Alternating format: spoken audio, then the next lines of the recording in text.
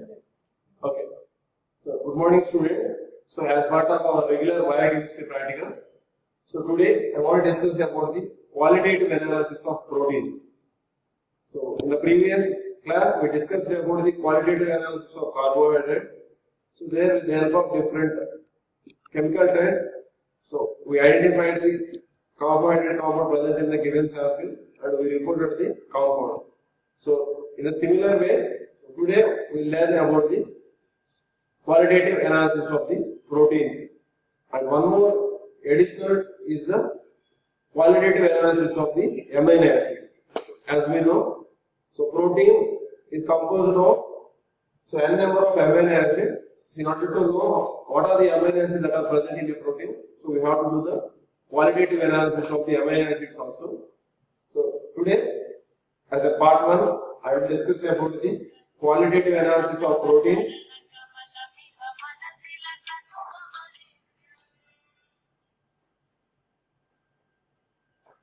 As part of that, I will discuss about the qualitative analysis of proteins. Next, in the next tomorrow's class, we will discuss about the qualitative analysis of amino acids.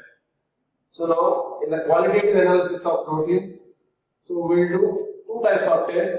So one, based on the physical characteristics, we will differentiate the protein. So the physical characteristics like appearance, odor, color, litmus test. So by using these 4 tests, we will almost confirm the protein compound present in the given sample. Apart from that, we have some other chemical tests also. So we will use those tests also in order to confirm the protein compound present in the given sample. So the chemical test that we are using to analyze the protein sample is Biuret test, heat coagulation test, Hellas test, that we also called as the Hellas nitric acid ring test. The fourth one we are using is the saturation test, like half saturation test and full saturation test. One more test is there, that is the Neumann's test. So Neumann's test, okay. One by one discuss. So how we are analyzing a protein compound. So first I will discuss about the qualitative analysis of protein with the help of physical characteristics. So that first one, appearance. So based on the appearance of the protein sample, will almost qualitatively analyze the protein sample present in the given compound. So based on the appearance, we will categorize the protein samples into two. One is turbid appearance based on the clear appearance. So some protein samples generally they will be appear in the turbid form. So I will show the example also.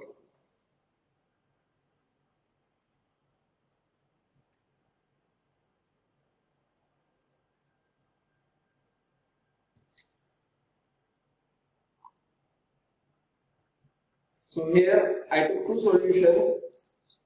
So you can see one is in the colorless, the other one is in the faint yellow color. So in these two solutions, so based on the appearance, one will be appear in the turbid form. So you can see this one, the appearance is in turbid form. So generally the turbid proteins are albumin, globulin and casein. So these three proteins generally they will be appear in the turbid form.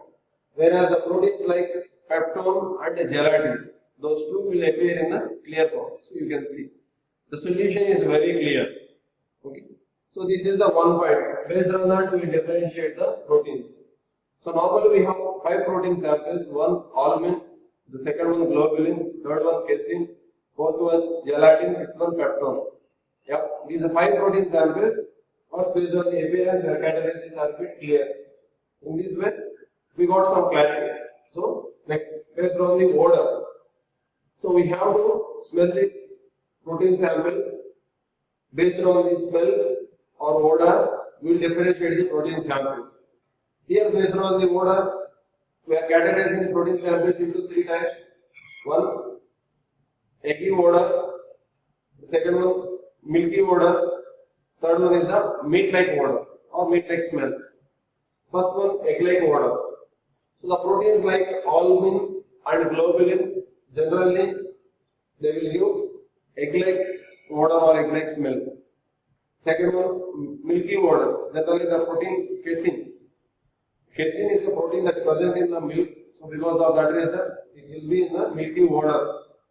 Next, the proteins like peptone and gelatin. These two generally will be present in the meat. So because of that reason, so they will give the meat-like smell or odor. So in this way, we are differentiating the protein samples. Next, based on the color. So based on the color, we are categorizing the protein samples into three types: opalescent milky, faint yellow, faint brown. Opalescent milky. So these are proteins like albumin, globulin, casein. These three generally will be in the opalescent milky color. So if you observe, so they are like a very light milk product. So if you take a milk sample, if you add some amount of water, so the diluted milk generally will be in the form of opalescent milky. So in this way you will get the appearance.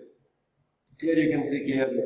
So this is the one example of the opalescent milky powder.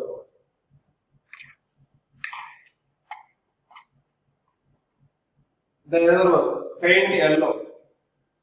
So this is the sample. Generally it contains peptone. Because of that reason, the odor is in a faint yellow color.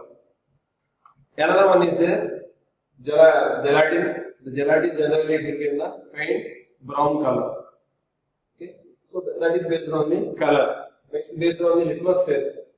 Generally, the proteins like gelatin and albumin, they are neutral to the litmus test. They won't produce any color change in the litmus paper. Next, the protein like peptone, generally it is acidic to the litmus test, means it turns the blue to the pink. Next, basic, the protein like casein, generally gives the color change in the litmus paper, generally that is basic reaction. Okay.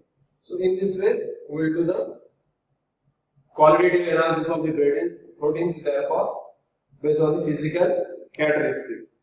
Say for example, you have a doubt. So, on what basis, based on the physical characteristics, we can qualitatively analyze the protein sample. Say for example, if the unknown sample contains albumin, step by step how we will do qualitative analysis. First we will go through the appearance. If the protein is in a turbid color, automatically you will suspect that as either the sample contains either albumin, globulin or casein. In that way, you are eliminating the proteins like peptone and gelatin. So these are 5 unknown samples will become 3. So you need to diagnose among the 3. Next, based on the odor. So based on the odor, we will smell the sample. So if the sample is egg-like odor, automatically it contains the albumin or globulin. Say for example, if the sample is milky odor, the sample will be the casein. So already we eliminated the proteins, peptone and gelatin. So generally we won't get the meat color odor. So we will get either egg-like or milky. So as we are discussing, the protein contains albumin. So generally you will get the egg-like odor. So albumin and globulin. Next, we will go to the color. In the color, so this both albumin and globulin, they will be in the opalescent milky odor. Okay, so there you will get that one. So you won't get any faint yellow or brown color for the albumin sample. Next, we will proceed to the litmus test. So as we know, the protein albumin is neutral to the litmus test. So we will get a neutral result. We won't get any color change. So in this way, based on the physical characteristics, we will analyze the protein sample. So this is the one way of the analysis. So next way of analysis is with the help of the chemical test. So like Biuret test, heat coagulation test, Hellas test, half saturation test, full saturation test, and Newman's test. Okay. So let's discuss about one by one. Chemical tests involved in the qualitative analysis of the protein sample. So first, the basic test in the qualitative analysis of proteins is the Biuret test. So Biuret test is the general identification test to confirm the protein presence in the given unknown sample. So like Mole's test for the carbohydrate sample, we will go with the Biuret test to identify the protein presence in the given sample. So this Biuret test generally it contains the constituents like chemical constituents like copper sulfate and sodium hydroxide. Okay, so automatically the copper will react with the protein sample and it will form a complex, what is the purple color complex. Because of that reason, we will get the violet color or blue color change. Next, heat coagulation test. Heat coagulation test is a very important test so that we are using to differentiate albumin and globulin from the other proteins like casein, peptone and gelatin. So in this way we can differentiate the remaining proteins. If the heat coagulation is a positive, the protein contains either albumin or globulin. If the heat coagulation is negative, so it does not contain the proteins like peptone, gelatin and casein. Next we will go with the Hellas test. Hellas ring test is the confirmatory test for the albumin. So what we will do here, so we will take the protein sample, to this we will add the concentrated HNO3. If albumin present in the protein sample, we will get a ring. So white color ring will observe. Because of that reason, this we call as a Hellas ring test. So if ring is formed, we will confirm the albumin is present in the given sample. Similarly, in order to confirm albumin, we have other tests also. They are half saturation test and full saturation test. So here what we will do, we will treat the protein sample with the salts like ammonium sulfate or sodium sulfate. What they will do, they will cause the dehydration of the protein. The dehydration of protein will lead to the precipitation of protein in the bottom of the test tube. So upon filtration, so it won't filtrate and we will get a clear fluid. In the clear fluid, the protein is absent. Okay. Next, Newman's test. So Newman's test is the confirmatory test for the casein. So already we are confirming the albumin, and it is the peptone and gelatin we are confirming based on the color and based on the odor and litmus test. So casein we need to confirm with the help of the Newman's test. If canary yellow precipitate is found at the end of the test, that indicates that casein is present in the given sample. If it is not formed, so casein is absent, and based on the previous test result, we will confirm the protein sample present in the given unknown sample. Okay. So now we will go back to the chemical test. So now I will do the test also. The first one is the biuret test. The procedure of biuret test. So take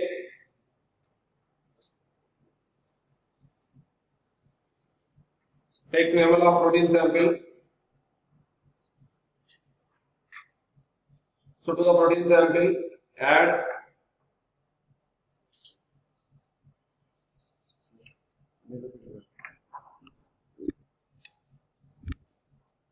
to the protein sample you add 1 ml of biuret reagent. If blue or violet color is formed, that indicates that proteins are present in the given sample. So you can see. So here violet color is formed. So the formation of violet color indicates that protein sample is present in the given compound. So in this way you will get that. So this violet color indicates that proteins are present in the given sample. So now the today's sample is passed with the biuret test. Similarly, I will do for another sample also. So I prepared multiple samples.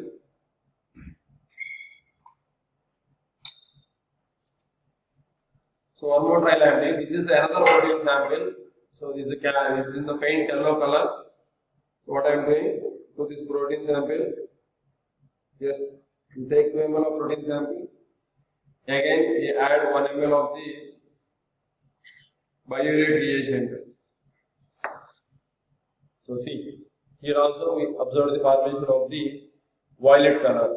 So this formation of violet color indicates that proteins are present in the given compound. So with that we completed the biuret test. Okay. So that is about the biuret. Biuret is the general identification test for the proteins. So the next test is the heat coagulation test.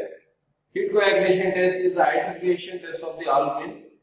So the proteins like albumin and globulin, they will react, they will respond to the heat and they will form the coagulum, whereas the proteins like casein, peptone, gelatin, they won't form the coagulum. So further what you have to do, take 2 to 3 ml of protein sample in a test tube and you directly expose the protein sample to the heat. Okay, we keep the test tube in the flame. Slowly you can observe the formation of the coagulum. Slowly you can observe the thickening of the sample. Slowly the solution is becoming, already it is turbid, slowly it becoming more turbid. So you can see clearly. Thick turbid formation is observed. The thick turbid formation indicates coagulum was formed.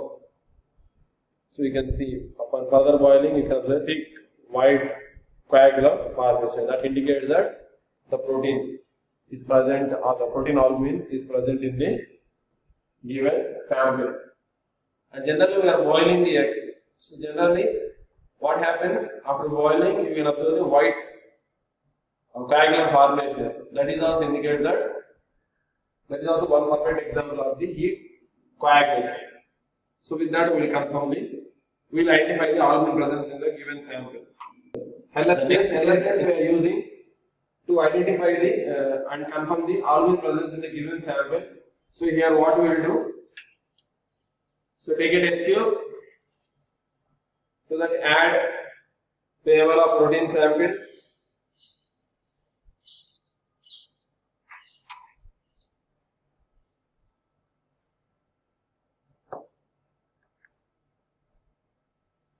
and to that add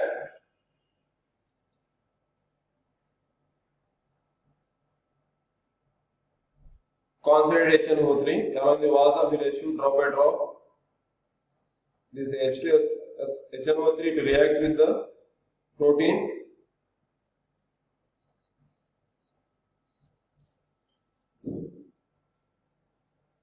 It forms a white ring.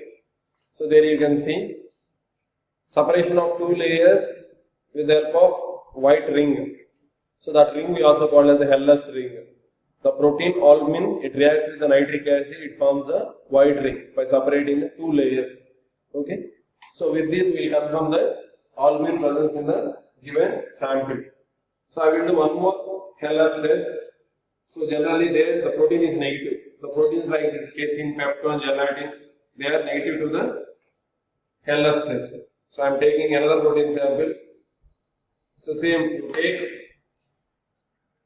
2 ml of protein sample,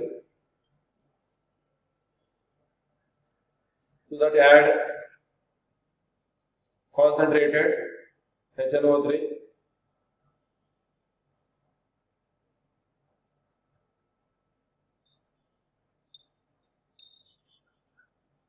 here you can observe there was no ring formation.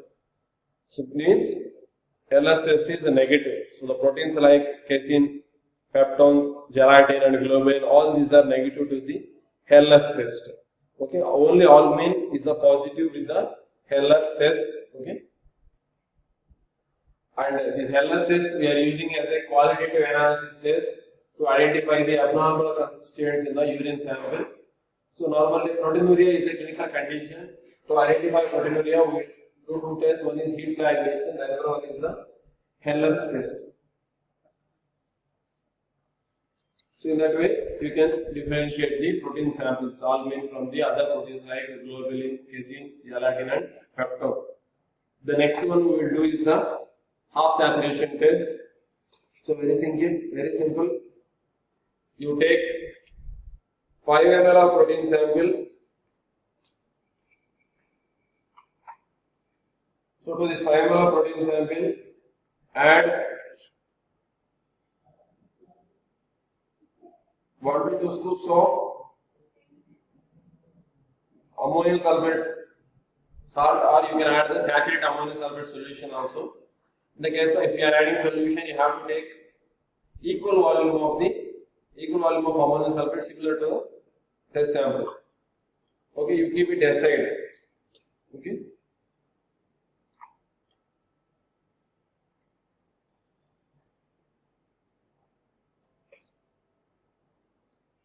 After 5 minutes, you take the protein sample,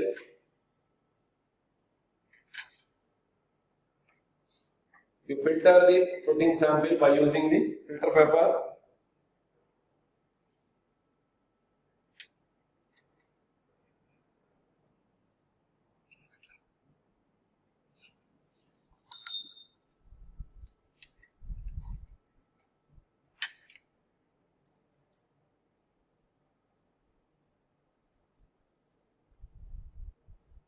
is the solution. So filter the mixture.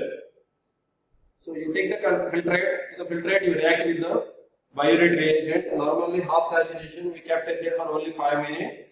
5 minutes is not sufficient to completely precipitate the protein. So because of that reason, we will get a violet color with the biuret test. So that in violet color indicates that confirmation of presence of albumin is confirmed. Okay. Next, full saturation test. So the procedure is same. Take 5 ml of protein sample. To that we add 2 to 3 scoops of ammonium sulfate salt and keep it aside at room temperature for 15 to 20 minutes. In this 15 to 20 minutes, this ammonium sulfate salt it reacts with the protein. It causes dehydration of the protein. So the dehydration of protein will lead to the precipitation of the protein. Okay, and then because of the protein precipitation, in the filtrate you won't get any protein. So automatically you won't get any violet color. So that also I will show you.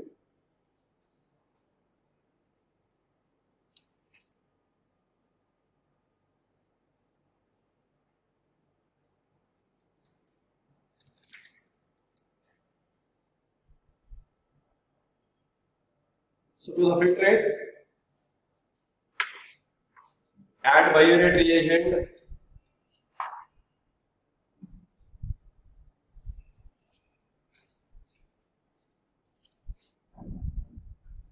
So because of the no protein precipitation, we will get a violet color with the biuret test.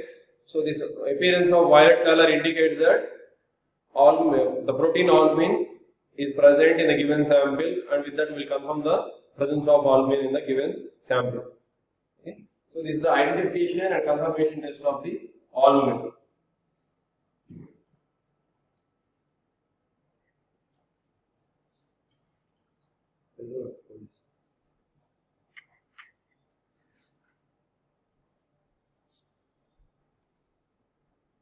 In the qualitative analysis of proteins, one more test is there, that is the Wieman's test.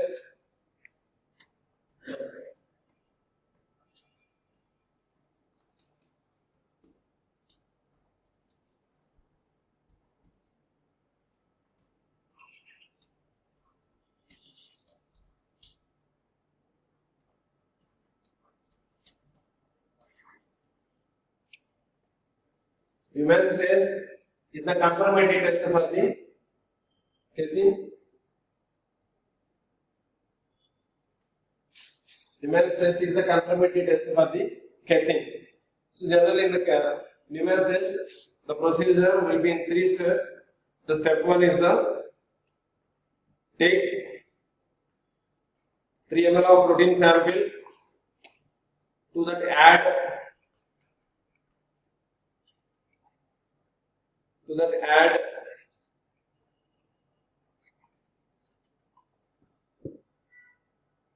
3 to 5 drops of phenol indicator,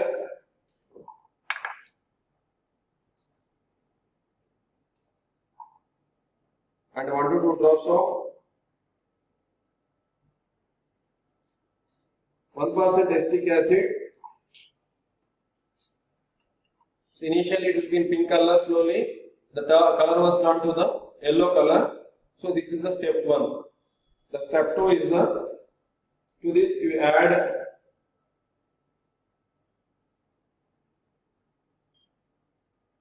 5 to 6 drops of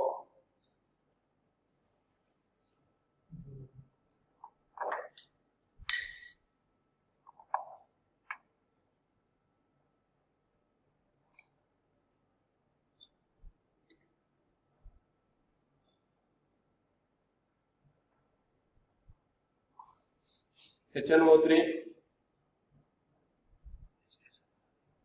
and 5 to 6 drops of concentrated ester. So you have to add both concentrated HNO3 and concentrated H2SO4 solutions. Boil in the water bath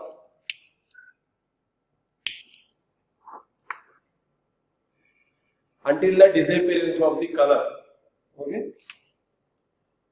So that is the step 2. After color disappearance, add ammonium albate solution If canary yellow precipitate is formed, that indicates that the protein casein is present in the given sample. If no canary yellow precipitate is formed, that indicates that peptone or gelatin present in the given sample. So in that way, we will do the Neyman's test. We will identify the casein protein in the given sample. We will differentiate the other proteins. So let's go back to the full saturation. Already we kept acid at room temperature for 15 minutes. Now you take, so in the bottom you can observe the protein is precipitated. Okay, what to the protein sample we added ammonia sulfate solution. This ammonia sulfate solution caused precipitation of the protein. In the bottom you can see the precipitator. So what we have to do, we have to separate the mixture in order to complete the full saturation test.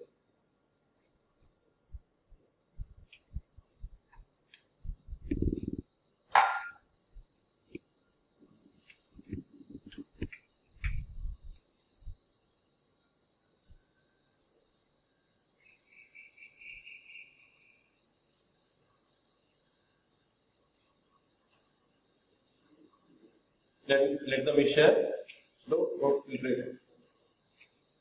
Okay, slowly boil the mixture.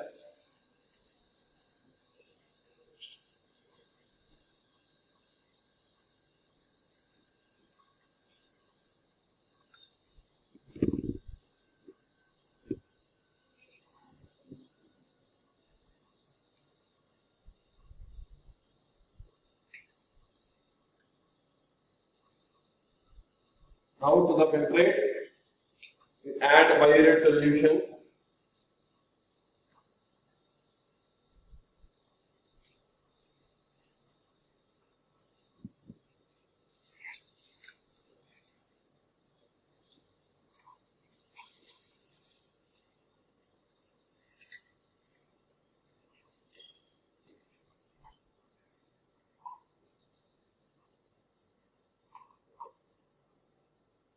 You can see there was no violet color. So no violet color indicates that the presence of protein is confirmed. So no violet color is observed because of the complete precipitation of the protein albumin in presence of salt ammonium sulfate.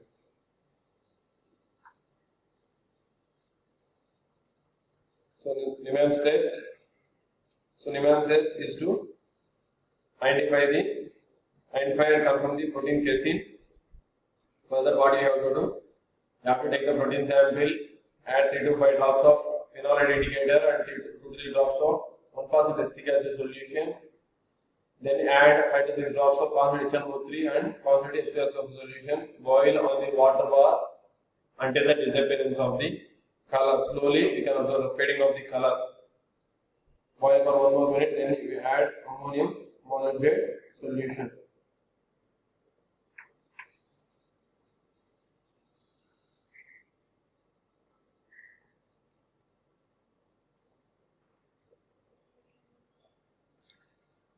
So now to the boiled mixture, you add ammonium molybdenate solution. If canary yellow precipitate is formed, so now we got this is the canary yellow precipitate. So formation of canary yellow precipitate indicates that presence of protein is confirmed. Okay. If you don't got any canary yellow precipitate, that indicates that the proteins like peptone or gelatin are present in the given compound, and this peptone gelatin we are differentiating with the help of